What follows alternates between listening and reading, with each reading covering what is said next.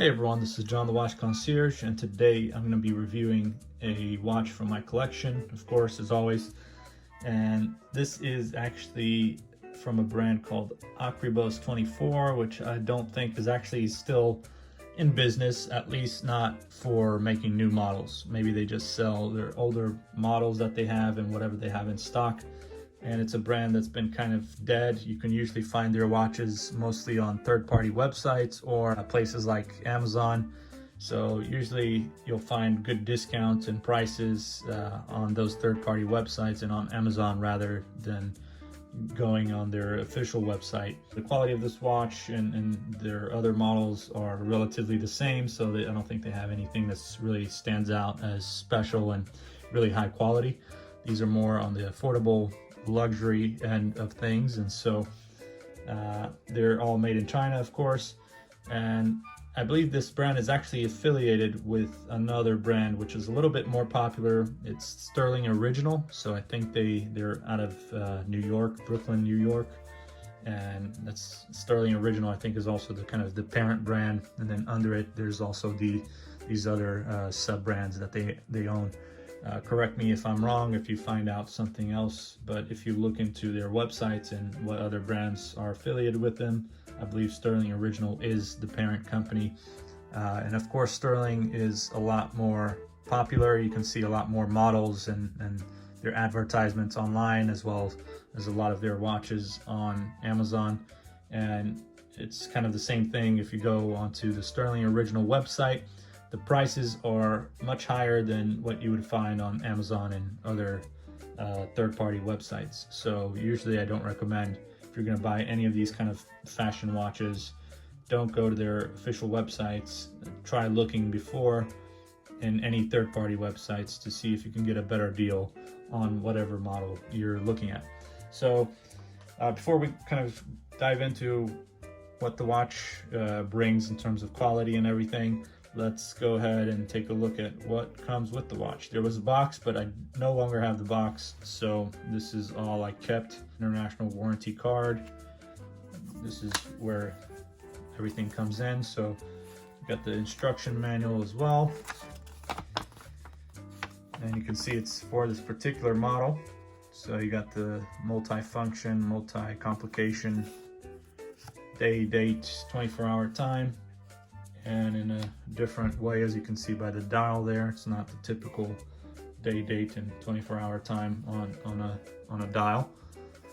And you also have this warranty registration, which is interesting. It's empty, so there's not really anything that was signed. I didn't really fill it in myself, so as you can see, the main thing is really the dial. Beautiful guilloche pattern dial. Just beautiful. It's one of the best looking dials I've seen, both on a nice, higher quality watch as well as on a cheap watch. So I think for a relatively cheap watch, this is actually a very nice dial. You got the applied Roman numerals on there, 24-hour time sub-dial at the bottom. You got these Breguet style hands. Great length, so it's not the they go all the way and they extend all the way out to these minute indicators around the dial here, and the same with the second hand. And of course it is quartz, and it's a Chinese quartz, I believe. If not, they typically would put like Japanese movement either on the dial or on the case back, but here it just says stainless steel case back, water resistant, 3 ATM, and multi-function quartz. So they don't even state whether it's from Japan. Usually that's what most brands would do, say Japanese quartz movement, whereas this one they don't really mention it. It just says made in China, but that's just one would guess it's just the whole case and everything, but the movement is actually most likely from China. I haven't popped this open, and I'm not really going to bother with it because it's probably not that impressive anyways. And usually these case backs are not my favorite to try to pop back in, so I'm just going to leave it the way it is. But You can see this kind of laser printed pattern on the case back with the brand name. And yeah, usually you don't see the made in China in the back, but you do have it on this one. So at least they are straightforward about where their watches come from. So they're not trying to pretend to be some Italian brand, Swiss made watch or whatever. You got the signed crown with the Akribos logo on there as well. And all polished case, which I believe is not stainless steel. The stainless steel, as mentioned here on the case back, is just the stainless steel case back, whereas the case is likely just a mixed metal alloy with some stainless steel looking kind of polish going on here. Rose gold bezel complementing the crown, as well as the Roman numerals and the hands. So I like the combination of the blue dial, dark blue dial. It's almost like a purple in a way with the rose gold. I think it goes really well. And you got these interesting lugs with these big screws, which are kind of cool too.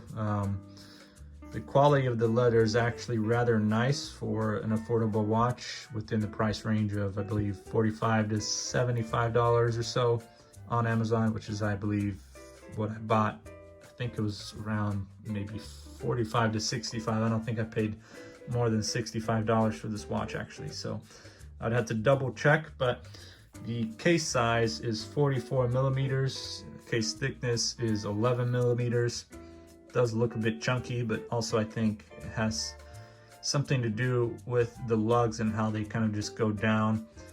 But you can tell it's usually a chunkier size case, especially for a dress watch. It's a little bit chunkier, but it does not look really that bad on the wrist, especially considering it's a 44 millimeters case size. The lugs actually look good because they go down so they don't extend out too much. And yeah, the crown is a great size. Of course, it's not screw in. It's a cheap dress watch, so you wouldn't expect it to be, you know, screw down and 100 meters water resistant or anything like that. It's relatively easy to use. The hacking seconds hand, which just stops. You can just push it back in. This is, to my belief, a Chinese quartz, not a Japanese quartz. And well, it's good that it has hacking, so it makes it more accurate when you're trying to adjust your time. The only unfortunate thing I would say is that if you're trying to change the day of the week here, you have to just keep rotating the time, so the hour and minute hands, until you reach the day that you want, because you can easily change with the quick set date on the first position. Once you pull it out, you can easily change this, but not the day. So you can change the date, but not the day with the first position by pulling out the crown to the first position. So you'll have to just pull it out to the second position and keep rotating it until you get the day that you want. So, but it's really cool how they have it different on each sub-dial's kind of got their own thing. This is round, this one is kind of like a different pattern, and this one also is a different pattern with different guilloche texture on it as well. So just a beautiful, beautiful dial. Hands extending all the way out, which I love. I hate it when I see short hands, and I love that it's the brigade style hands as well. Roman numerals very nicely applied. You can see this one is kind of partially in there, slightly a bit of the number, and the 6 as well. You got some full, some half, you know, some kind of partially filled in. So it's kind of cool how they did this dial. Gotta be honest with you, this is one of the best looking dials I've seen. And I do like the quality of the leather. It's feels rather nice, good quality, doesn't feel cheap. It's kind of got that soft suede leather kind of feeling to it. And even on the top, it doesn't, you know, it feels good quality. It's kind of chunky, hefty, It just feels strong. But I've used it slightly for a few times, but you can see it's kind of making some small marks, so I don't know if this will get worse if you use it more often, or how bad it'll get within a certain amount of time. So we'll have to see. But I'm actually planning on getting rid of this watch, so I'm not gonna really plan on keeping it for long, even though I do love the dial very much. But yeah, here's the name also on the buckle.